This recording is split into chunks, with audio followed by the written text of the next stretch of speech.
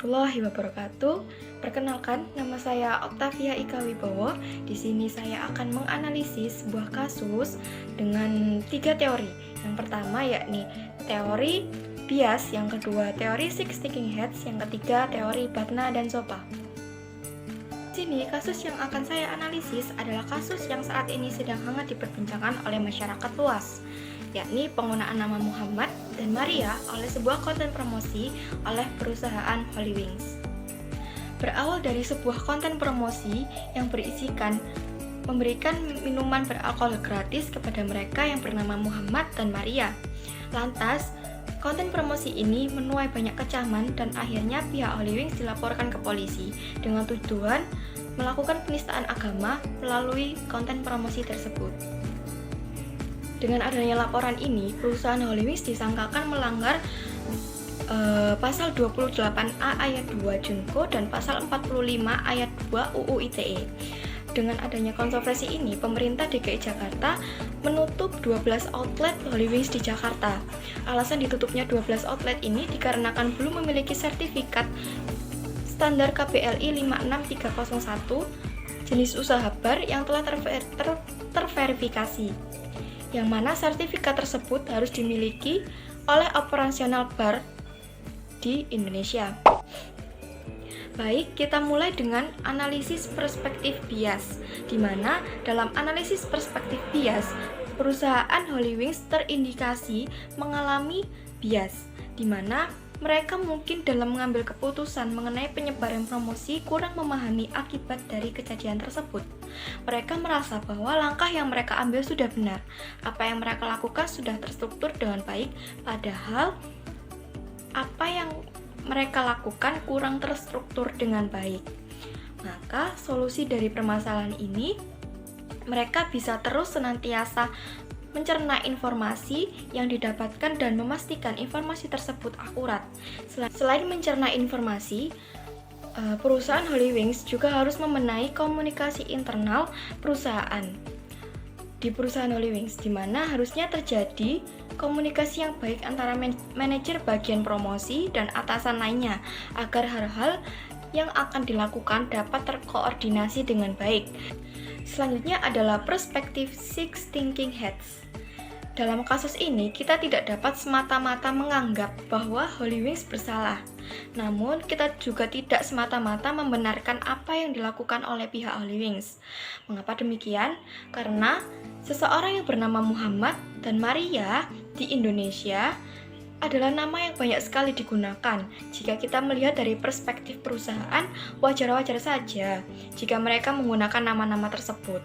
Dikarenakan banyak yang menggunakan nama tersebut, maka pihak perusahaan berinisiatif untuk memakainya dengan tujuan menaikkan penjualan mereka. Namun tentunya kecaman dari masyarakat luas juga bukan hal yang patut untuk disalahkan, karena memang kedua nama itu melekat pada dua kepercayaan tertentu, yakni Islam dan Kristen. Dan tidak hanya itu, Holywings juga tercatat sebagai perusahaan yang melanggar ketentuan dari Dinas Perindustrian Perdagangan Koperasi Usaha Kecil Menengah Provinsi DKI Jakarta, yakni menjual minuman beralkohol.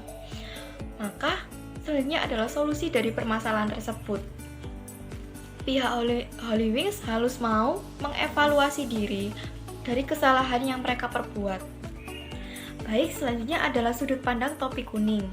Dalam topi kuning, kita menganggap bahwa apa yang dilakukan oleh pihak Holywings masih ada hal yang harus diambil, hal baik yang harus diambil, yakni pihak Holywings jadi mengerti dari adanya kasus ini bagaimana komunikasi internal mereka dan bagaimana kinerja mereka masih kurang dan masih perlu diperbaiki untuk kedepannya. Kasus ini juga dapat mengevaluasi pihak-pihak perusahaan untuk memperhatikan dan mengetahui apa yang perlu dilakukan dan apa yang tidak perlu dilakukan.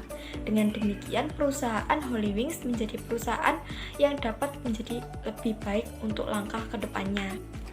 Selanjutnya adalah sudut pandang topi hitam. Dengan adanya kasus ini, seharusnya perusahaan mengerti akibat dari apa yang mereka perbuat. Dengan mayoritas kepercayaan di Indonesia adalah Islam dan Kristen, tentu hal ini sangat sensitif di masyarakat. Kedua nama tersebut adalah nama yang melekat dengan dua kepercayaan tersebut. Maka solusi dari permasalahan ini adalah seharusnya perusahaan dapat memilah mana nama-nama yang tidak mengandung unsur sara dan mana-mana nama yang mengandung unsur sara, dan sebaik mungkin menghindari konflik sara. Baik, selanjutnya adalah sudut pandang topi merah. Dengan adanya kasus ini, tidak salah bahwa Holywings mendapat banyak kecaman dari masyarakat, karena masyarakat juga tentu membela kepercayaan yang mereka anut. Bagaimana bisa kepercayaan mereka bisa dengan mudah dinistakan? Pihak pemerintah juga tidak salah dengan keputusannya mencabut izin operasional karena tidak memiliki sertifikat izin usaha. Lalu, solusi dari permasalahan ini diharapkan pemerintah mampu bersikap tegas dalam menegakkan hukum di Indonesia. Selanjutnya adalah sudut pandang topi hijau. Dengan adanya kasus ini, sangat sulit bagi Holywings untuk menegakkan kembali namanya. Namun, masih terdapat banyak cara agar perusahaan tidak mengalami kerugian besar atau bangkrut, yakni perusahaan Holywings bisa mengganti nama menjadi perusahaan lain. Dengan langkah ini, masyarakat tidak akan mengenali atau mengetahui, dan dengan nama baru mereka dapat mempertahankan para karyawannya. Jadi, para karyawan mereka tidak kehilangan pekerjaannya. Dan dengan nama baru mereka dapat mempertahankan para karyawannya. Jadi, para karyawan mereka tidak kehilangan pekerjaannya. Selanjutnya adalah sudut pandang topi biru. Dengan adanya kasus ini, diharapkan perusahaan dapat segera menyusun strategi untuk kembali mengangkat citra perusahaan dengan cara mengganti nama perusahaan atau dapat bekerja sama dengan pemerintah melalui gerakan-gerakan yang positif dan mampu menarik kembali perhatian atau respek masyarakat terhadap perusahaan ini. Selanjutnya adalah perspektif BATNA. Untuk mencapai kesepakatan antara kedua belah pihak, maka langkah awal yang harus dilakukan oleh pihak perusahaan adalah meminta maaf kepada halayak luas, karena bagaimanapun juga tindakan yang mereka lakukan sudah melukai banyak pihak. Holywings juga harus bernegosiasi agar pemerintah mau membukakan jalan damai antara pihak Holywings, halayak luas, terutama kepada pelapor. Namun, di samping itu, hukum tetaplah berjalan. Baik, selanjutnya adalah perspektif ZOPA. Untuk mencapai kesepakatan ini, kedua belah pihak harus saling menerima kesalahan, terutama pihak perusahaan. Masyarakat juga harus mampu meredam emosi mereka, agar kasus ini tidak melebar yang mengakibatkan penggiringan opini publik. Karena pihak yang bersalah pun juga sudah menerima konsekuensi dari apa yang mereka perbuat. Jadi diharapkan kedua belah pihak mampu menerima dan saling mengevaluasi, lalu mencapai kesepakatan ini. Baik, untuk penjelasan selanjutnya saya juga akan membahas mengenai kasus tingginya labor turnover. Dimulai dari penyebab atau faktor-faktornya terlebih dahulu. Yang pertama, ada faktor individu atau faktor dari dalam karyawannya sendiri.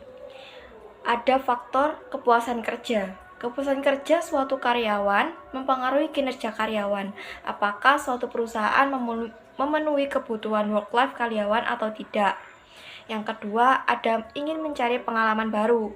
Jika karyawan sudah terlalu lama dalam suatu perusahaan, maka biasanya mereka merasa jenuh dan mereka kemudian berpikir ingin mencari pengalaman baru di tempat yang baru. Lalu yang ketiga, ada beban karyawan terlalu berat. Seringkali karyawan dihadapkan dengan beban pekerjaan yang terlalu berat. Hal ini membuat karyawan mudah cepat lelah dan bisa menyebabkan mereka jenuh. Lalu yang keempat ada mentalitas karyawan. Mentalitas karyawan sangat dipengaruhi oleh lingkungan perusahaan. Misalnya, jika saja perusahaan memiliki bos yang mudah marah atau temperamental, tentu saja hal tersebut mempengaruhi mentalitas karyawan.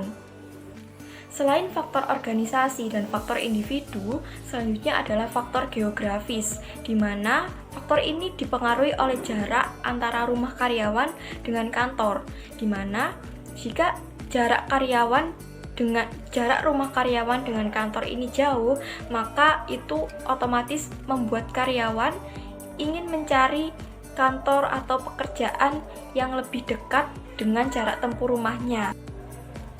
Selanjutnya ada diagram kausalitas yang menggambarkan tingginya kasus labor turnover. Di sini, labor turnover berada pada tengah-tengah, yaitu tingginya labor turnover. Dibagi menjadi 3 bagian, yang 2 bawah dan 1 atas. Yang di bawah yakni ada individu dan ada organisasi, yang di atas ada faktor geografis. Lalu yang di bawahnya individu, ini ada penyebab-penyebab lain yang lebih spesifik, yakni ada kepuasan kerja, ada ingin mencari pengalaman baru, ada beban karyawan terlalu berat. Lalu, yang organisasi dibagi lagi menjadi lebih spesifik ke bawah, yakni ada tidak adanya program engagement yang jelas antara karyawan. Yang kedua, ada sistem kerja yang usang atau sudah lama. Lalu ada tidak adanya transparansi, lalu sistem kerja yang represif, dan sistem gaji yang tidak jelas. Pada faktor organisasi dapat kita lihat bahwa yang pertama, tidak adanya program manajemen yang jelas. Ini sangat berpengaruh kepada kepuasan kerja karyawan dan juga sangat berpengaruh kepada minat karyawan yang ingin mencari pengalaman baru. Lalu yang kedua ada sistem kerja yang usang. Nah, sistem kerja yang usang ini juga berpengaruh terhadap minat karyawan yang ingin mencari pengalaman baru. Karena mungkin mereka sudah tidak cocok dengan sistem kerja yang berada pada perusahaannya yang lama dan ingin mencari sistem kerja yang lebih cocok dengan sesuai usia mereka. Biasanya ini kaula muda yang baru mencoba hal-hal yang baru. Lalu yang ketiga ada tidak adanya transparansi. Tidak adanya transparansi antara karyawan dan perusahaan ini menyebabkan atau mempengaruhi kepuasan kerja karyawan. Karena tidak adanya transparansi ini menyebabkan karyawan akan merasa dirinya tidak dihargai atau tidak dibutuhkan, dan itu sangat berdampak pada kepuasan kerja mereka. Lalu yang keempat ada sistem kerja yang represif atau tidak sesuai dengan kebutuhan karyawan. Ini akan mempengaruhi kepuasan kerja karyawan tentunya, dimana jika karyawan tidak merasa nyaman dengan apa yang mereka kerjakan, maka hal tersebut akan mempengaruhi kepuasan kerja mereka pula. Lalu selanjutnya ada sistem kerja yang represif ini juga sangat berpengaruh kepada beban karyawan yang terlalu berat, dimana jika mereka bekerja terlalu berat dan tidak sesuai dengan apa yang mereka butuhkan, apa yang mereka inginkan, maka karyawan akan merasa bahwa mereka dibebani pekerjaan yang sangat berat. Lalu selanjutnya ada sistem gaji yang tidak jelas. Nah, sistem gaji yang tidak jelas ini tentunya juga akan berpengaruh kepada kepuasan karyawan, dimana jika karyawan tidak mendapatkan gaji yang jelas, mereka akan cenderung bermalas-malasan atau mereka akan cenderung acuh pada pekerjaan yang mereka jalankan, dan ini berdampak pada kepuasan kerja mereka. Selanjutnya, setelah melakukan analisis mengenai tingginya kasus labor turnover, maka ditemukan akar permasalahannya, yakni berada pada kepuasan kerja karyawan, di mana jika karyawan merasa puas dan perusahaan dapat memenuhi work life atau kebutuhan kerja karyawan, karyawannya akan merasa nyaman dan mereka akan merasa senang dalam bekerja, dan secara tidak langsung ia juga akan mengabaikan faktor-faktor lain yang jika dirinya merasa terpenuhi kebutuhannya, maka dirinya juga akan enjoy dan merasa bahwa perusahaannya peduli terhadap dirinya, dan dia secara tidak langsung akan merasa bahwa dia berat untuk meninggalkan pekerjaan yang saat ini ia kerjakan.